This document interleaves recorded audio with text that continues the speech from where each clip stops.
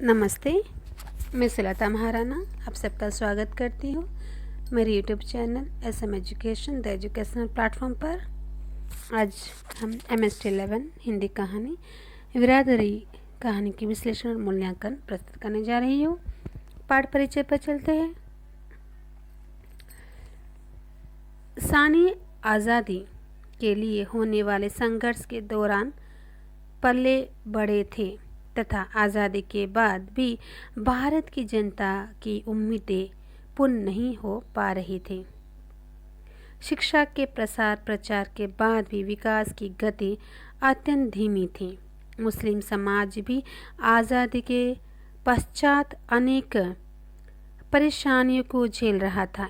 इन्हीं परेशानियों को समझते हुए वह इसी संदर्भ को केंद्र में रखकर सानी का प्रथम कहानी संग्रह बबूल की छाव प्रकाशित हुई। सानी नई कहानी के लेखक होते हुए भी अपनी कहानियों में नवीन संदर्भों को उठाते हुए साधारण व्यक्ति को उसकी पहचान सहित जीने की वकालत करने के कारण स्वाभाविक रूप से मंटो, यशपाल, भीष्म साहनी तथा मोहन राकेश की परंपरा के कथाकार सिद्ध होते हैं। लेखक का परिचय। जगदलपुर मध्य प्रदेश में जन्मे गुलशेर खान सानी के मध्य प्रदेश शासन के अंतर्गत कार्य किया तथा भोपाल के साहित्य परिषद व भोपाल के सचिव सदस्य तथा साक्षात्कार पत्रिका और दिल्ली में नव भारत टाइम्स में सहायक संपादक के रूप में भी कार्य किया। इसके साथ साथ वे साहित्य अकादमी दिल्ली से संबंध रहते हुए समकालीन भारतीय साहित्य पत्रिका के ख्याति प्राप्त संपादक भी रह चुके हैं। सांप और सीढ़ी, फूल तोड़ना मना है, एक लड़की की डायरी, काला जल, शालबानों की दीप तथा बबूल की छाव, डाली नहीं फूलती, बिरादरी, सड़क पार करते हुए कहानी संग्रह सानी की प्रमुख रचनाएं हैं। रूसी तथा लिथुआनी के साथ साथ सानी की रचनाओं का अनेक भारतीय भाषाओं में अनुवाद हुआ है। सानी की कहानियाँ कुछ महत्वपूर्ण बिंदु देखते हैं। नई कहानियाँ आंदोलन हिंदी साहित्य जगत का महत्वपूर्ण समय था जिसमें हिंदी साहित्य को अविस्मरणीय कहानी तथा अत्यंत प्रतिभाशाली कहानीकार दिए।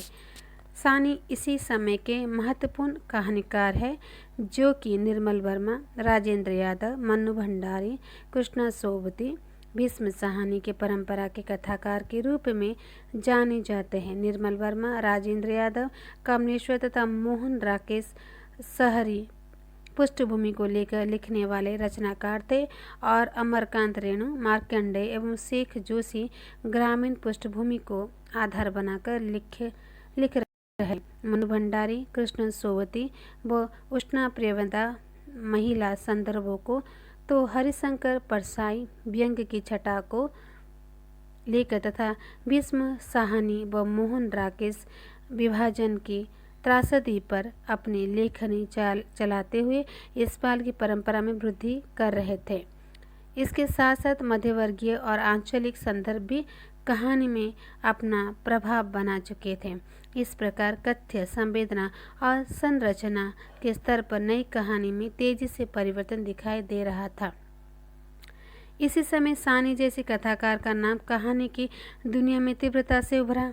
सन 1958 में अपनी प्रथम कहानी संग्रह के प्रकाशन के समय तक सानी मध्य प्रदेश के आदिवासी इलाके में रहते हुए तमाम गतिविधियों से निरपेक्ष बने रहे थे। इसलिए रेणु ने मेला आंचल के प्रकाशन के सामने आने पर भी वे आंचलिक संदर्भों से जुड़े होकर भी उनमें डूब नहीं पाए। सानी की कहानियाँ का भौगोलिक क्षेत्र बस्तर है और उनके चरित्र निम्न मध्यवर्गीय परिवेश से संबंधित है। सानी अपने आसपास के समाज से पूर्णतः जुड़े हैं, इसीलिए वे पात्रों की खोज के लिए दूर तक नहीं भटकते हैं, जिसका स्पष्टीकरण उन्हें बबूल की छाव की भूमिका में दिया। स्त्री संदर्भ का स्वर सानी की कहानियों में प्रमुखता से उभरता है तथा वे स्त्री को उसके पूरे सामाजिक संदर्भ के रूप में देखने के समर्थक रहे हैं। परस्त्री गमन, बबूल की छाव, मारी और प्यार, पहाड़ और ढलान आदि स्त्री संदर्भों की महत्वपूर्ण कहानियाँ हैं। सानी के मुस्लिम स्त्री चरित्र अन्य स्त्रियों से बिल्कुल अलग होते हैं। जनाजे का फूल की पात्र आयशा, जिंदगी जलती है कि सलमा, छल के पात्र नाजो, एक संधि और की पात्र ताहिर, एक काली लड़की की मेहरून, नंगे की पात्र रुबीना अपने सामाजिक परिवेश के अंतविरोधी से जुड़कर और जूझकर संघर्ष में बार बार पराजित होकर बेबसी व छटपटाहट का जीवन जीने को अभिशप्त रहती है। इसलिए यहाँ सानी की अपनी विषमगतियाँ पाठकों के सामने खुलकर प्रकट हो जाती हैं। सानी इसे स्वयं स्वीकार करते हैं कि उनकी अधिकांश कहानियाँ विभाजन के उपरांत के भारतीय मुस्लिम समाज के भय, तकलीफ, यंत्रणा तथा असंगतियों की कहानी है, जिसके कथानक को उन्होंने अपने आसपास तथा अपने ही वर्ग से उठाया है। सानी अत्यंत साधारण लगने वाले पात्रों को लेकर महत्वपूर्ण प्रश्न खड़ा करते हैं। जली हुई रस्सी का वाहिद रिश्वत के आरोप के कारण नौकरी खो देता है तथा आर्थिक तंगी के दौरान प्रधान मानसिकता वाले लोग अब उसकी अपेक्षा करने लग जाते हैं। तब भी वाहिद की ऐंठ नहीं जाती। नंगे आर्थिक विपन्नता में जीवन यापन करने वाले परिवार की कहानी है, जो ईद के त्यौहार पर ईदी देने के भय से दिन में भी कमरा बंद करके सोने का बहाना बनाता है।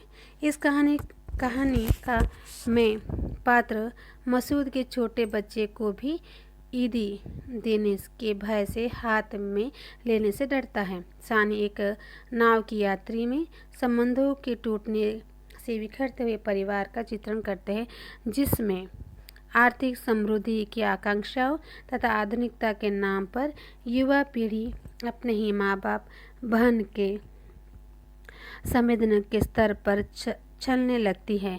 इस कहानी में मिसेज मित्तल के माध्यम से कहानीकार पति पत्नी के संबंधों के मध्य उत्पन्न अलगाव तथा आधुनिकता के नाम पर संवेदना के हास्य को दर्शाते हैं, लेकिन मिसेज मित्तल को अपने बच्चों के पास वापस लौटते हुए दिखाकर सानी संबंधों में अपनेपन, प्यार तथा पारिवारिक एकता के समर्थक बनकर उभरते प्रतीत होते हैं।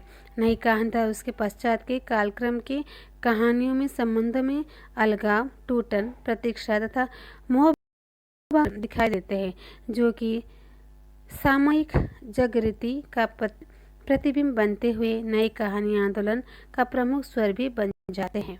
पत्थरों के तालाब कहानी सामाजिक विसंगतियों के साथ साथ समय के राजनीति पर तीखी टिप्पणी करती है, जिसमें नेता, पुलिस, पत्रकार तथा उद्योगपति के संगठन बंद को सशक्त रूप से अभिव्यक्ति प्रदान की है। इसके साथ साथ लोकतांत्रिक संस्थाओं में व्याप्त भ्रष्टाचार तथा नैतिक पतन को भी इस कहानी के माध्यम से सानी दर्शाते हैं, जहां पितृसत्तात्मक समाज के हर क्षेत्र के साथ साथ राजनीति के क्षेत्र में औरत देह ज़्यादा बनकर उभरती हुई दिखाई देती है। जहां राजनीतिक महत्वाकांक्षाओं की पूर्ति हेतु सब कुछ उचित दर्शाया गया जाता है। बीच के लोग कहानी में सानी भारत पाक विभाजन के बाद मुस्लिम परिवार की औरतों तथा बच्चों द्वारा झेली जाने वाली त्रासदी को इंगित करते हैं। इस कहानी के माध्यम से अतृप्त, झूठे और अपर्याप्त संबंधों के स्थान पर प्रेम की पूर्णता वाले संबंध पर सानी बल देते हुए दर्शाते हैं कि उम्र के हर पड़ाव पर व्यक्ति को साथ तथा प्यार की जरूरत होती है। इसीलिए सानी बतौर कहानीकार कहानी की स्त्री पात्र सम्मी आपा के साथ खड़े दिखाई देते हैं। सानी की एक और महत्वपूर्ण कहानी जगह दो, रहमत के फरिश्ते आएंगे। प्राणी मात्र के प्रति स्नेह और बाल मनोविज्ञान की परख के फलस्वरूप अत्यधिक चर्चित रही है, जिसे कहानी के बाल पात्र सूफिया तथा पप्पू मियाँ के मध्य में सानी ने बखूबी दर्शाया है। इमारत गिराने वाले कहानी नवधन्याद वर्ग पर सानी की महत्वपूर्ण कहानी है, जिसमें अकूत कमाई से प्राप्त की हुई आर्थिक संपन्नता से बाढ़ के पानी की तरह दूसरी की दाम्पत्य मर्यादा को भी पुरानी इमारत की तरह दहाड़ते हुए दर्शाया गया है। युद्ध कहानी में सानी ने भारत पाक युद्ध के दौरान अपने निजी अनुभवों के आधार पर भारत में रहने वाले मुसलमानों की स्थिति को दर्शाया है, जिसमें भारतीय लोग युद्ध के समय मुसलमानों को पाकिस्तानी जासूस तथा राष्ट्रभक्त न होने के संदेहपूर्ण दृष्टि से देखने लगे थे। यहाँ कहा जा सकता है कि सानी विभाजन के उपरांत मुस्लिम समाज के गहन अर्थ स्तरों को उजागर करते हुए अपने समय संदर्भ को भी इसमें जोड़ने से पीछे नहीं हटते हैं। बिरादरी कथानक। बिरादरी कहानी का प्रारंभ साबिर नामक 10-12 वर्षीय लड़के की पिटाई से होता है। को कुछ लोग लात, घूसे तथा थप्पड़ों से पीट रहे थे और कुछ अपनी जबान से उसे पीटने से पीछे नहीं हट रहे थे।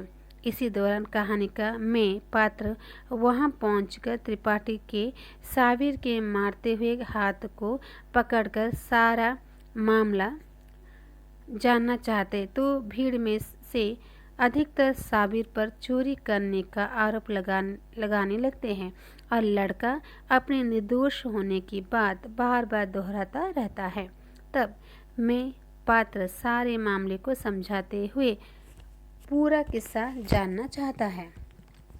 वास्तव में त्रिपाठी का साथी, पड़ोसी तथा मित्र छुट्टियों में कश्मीर घूमने जाते वक्त अपने घर की चाबियां सुरक्षा की दृष्टि से त्रिपाठी को सौंप कर चले जाते हैं।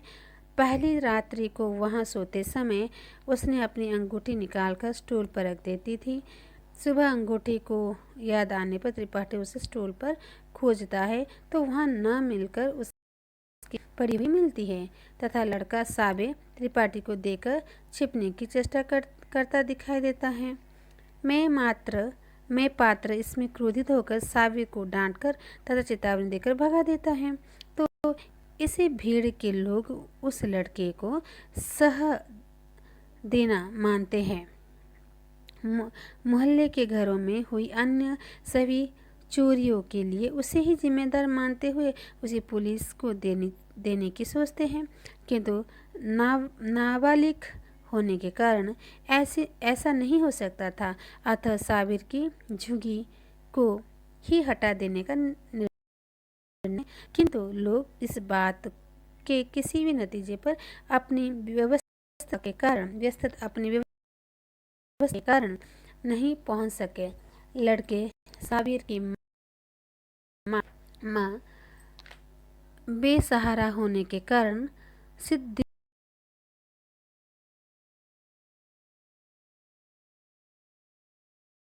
से वहां झुग्गी बनाई थी जिसे हटाने लोग कर रहे थे। साबिर की माँ त्रिपाठी से मिलने आती है तथा उसे निर्दोष बताती हुई उसकी पर कड़ाई की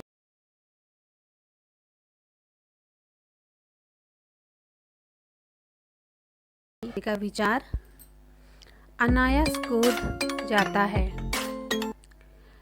लड़के की माँ से त्रिपाठी उसे किसी काम पर रखवाने की बात करता है तो माँ बेटे ने त्रिपाठी तथा मैं पात्र के यहाँ काम दिलाने के लिए चक्कर लगाना शुरू कर दिया। इससे मोहल्ले वाले को लगा कि मैं पात्र और साबिर एक ही बिरादरी के हैं, इसलिए दोनों मेल भाव बढ़ रहा है। साबिर की माँ मैं पात्र के चुनाव के नज़दीक आने के समय आती है और वह मैं पात्र को एक ही बिरादरी का होने के कारण अपने लिए कुछ करने की जिद पकड़ बैठती है, जिसमें मैं पात्र झला जाता है और बार बार मैं के घर में आते रहने से परेशान होकर मैं पात्र अपनी पत्नी से उसे टालने की बात करके अपना पीछा छुड़वा लेता है। इस बिंदु पर आकर यह बिरादरी कहानी समाप्त हो जाती है। बिरादरी का विश्लेषण और मूल्यांकन देखते हैं। बिरादरी कहानी नौकरी पैसा मध्यवर्गीय लोगों की कहानी है जो विसंगतियों और झूठ के आवरण में अपना जीवन व्यतीत करते हैं। कहानी का में पात्र अपने चरित्र के खोखलेपन के कारण बेहतर ही और अंतर्विरोधी से ग्रस्त नजर आता है। समाज में जाति धर्म के विभाजन के पृष्ठभूमि में एक सीमा तक यह मध्य वर्ग ही माना जाता है। इसी कारण सानी बिरादरी के केंद्र में बुद्धिजीवी नौकरी पैसा मध्य वर्ग को रखते हैं। कहानी में केवल साविर के गुसलखाने में छिपने मात्र को चोरी का आरोप मानकर उसकी अत्यधिक पिटाई की जाती है, जो कि कमजोरियों को सताने में त्रिपाठी जैसे वर्ग चरित्र की भावना को उजागर करता है।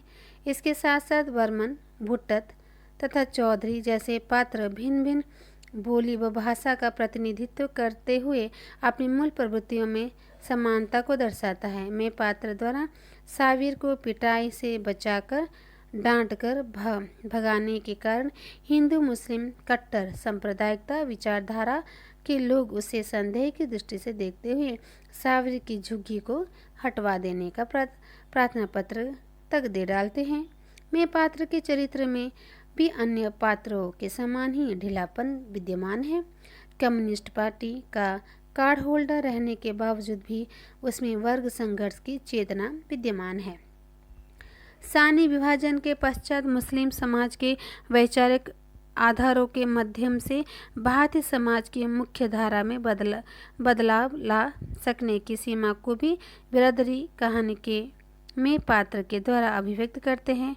इसके अतिरिक्त भ्रष्ट व्यवस्था के अंग बने हुए त्रिपाठी में पात्र को स्वयं का साविर के साथ न होने का प्रमाण देने का प्रयास तथा असमंजस और विरुद्ध भाषा के मध्य अपमानित होने का भय तथा भट्टत द्वारा प्रार्थना पत्र पर हस्ताक्षर न करने आने जैसे उदाहरण कहानी में गहरे व्यंग के साथ मध्यवर्गीय संकुचित मानसिकता को दर्शाते हैं। इन सभी घटनाओं के उपरांत पुलिस को फोन तक न करना कहानी का महत्वपूर्ण बिंदु है, क्योंकि साविर नाबालिग है और चोरी का सबूत देना कठिन था और साविर की इतनी अधिक पिटाई के कारण कानून के शिकंजे में यही मध्यवर्गीय संकुचित मानसिकता वाले लोग ही फंस जाते हैं। इस घटना में मध्यवर्गीय लोगों की शेखी, कुंठा, बड़बोलापन, दो मुहा चरित्र, उनके मध्य की आपसी नफरत, धर्म के आधार पर वोटों के ध्रुवीकरण, प्रगतिशीलता की आड़ में लाभ लेने का कोशिश और दोहरे मानदंडों के बीच जीवन व्यतीत करते हुए गहरे मनस्ताप से ग्रस्त भावना को सानी ने बेहद ही आकर्षक ढंग से प्रस्तुत करने में सफलता प्राप्त की है। त्रिपाठी भट्ट तथा में पात्र की बातचीत के उद्धरणों से उनके चरित्र के चुट्टेपन, अवसरवादिता तथा स्वार्थ से पूर्ण खोखली दावों के बावजूद भी सच के समर्थन में आवाज़ उठाने से डरने, संकीर्ण बिरादरीवादी सोच से ऊपर न उठ पाने तथा हिंदू मुसलमानों के मध्य बढ़ती हुई गहरी खाई के संकेत मिल जाते हैं। सानी इसलिए संकट तथा दबाव में ग्रस्त में पात्र के झूठ से कहानी समाप्त कर देते हैं। भाषा शैली बिरादरी कहानी की भाषा आम बोलचाल की सहज सरल भाषा है, जिसके मध्य से सानी कहानी का विस्तार करते जाते हैं। भाषा की सरलता के मध्य भी सानी ने संकेतों का प्रयोग किया है जो कहानी के बोझिल तथा उलझनों से बचाते हैं। सानी ने प्रतीकों का प्रयोग भी अत्यधिक समझदारी से यदाकदा ही किया है, जो कि व्यापक अर्थबोध से पाठक को परिचित कराते हैं। इसी संदर्भ में सानी ने बिरादरी को जाति धर्म के व्यापक स्वरूप में अभिव्यक्त करते हुए उसे पहचान की आवश्यकता पर बल दिया है। बिरादरी कहानी में सानी का प्रयोग करते हुए संवादों को पात्रों के अनुकूल बना है। बातचीत में आने वाले मुहावरों का प्रयोग भी सानी ने पात्र के वक्तव्य को स्पष्ट करने के लिए यथास्थान किया है। भाषा को बोलचाल के उर्दू शब्दों के प्रयोग द्वारा सानी ने बखूबी निखारा है। बातचीत में छोटे छोटे संवाद तथा व्यंग्य की मारक धारा कहानी को आकर्षक बनाती है। कहानी में सानी ने वन तथा चित्रण दोनों शैलियों का प्रयोग करते हुए यदा कदा पात्र के मनोभाव को अभिव्यक्त करने हेतु बिंब तथा प्रतीकों शैली को भी अपनाया है। अंत स्पष्ट है कि सानी ने बेहद सरल सहज स्पष्ट रूप से कहानी को विकसित करते हुए भी मूल मंतव्यों के प्रति पूर्ण सतर्कता दर्शाई है। तो इस तरह से ये कहानी बिरादरी यहाँ पर समाप्त होती है और इस कहानी को बार बार सुनिए। परीक्षा में आप इसे लिखकर अच्छे अंक प्राप्त कीजिए और मेरे चैनल को सब्सक्राइब कीजिए, बेल आइकन को प्रेस कीजिए जिससे नए वीडियो की नोटिफिकेशन आपको मिल सके तथा वीडियो को लाइक और शेयर कीजिए और आपके सुझाव कमेंट बॉक्स पर दीजिए। नमस्ते, धन्यवाद।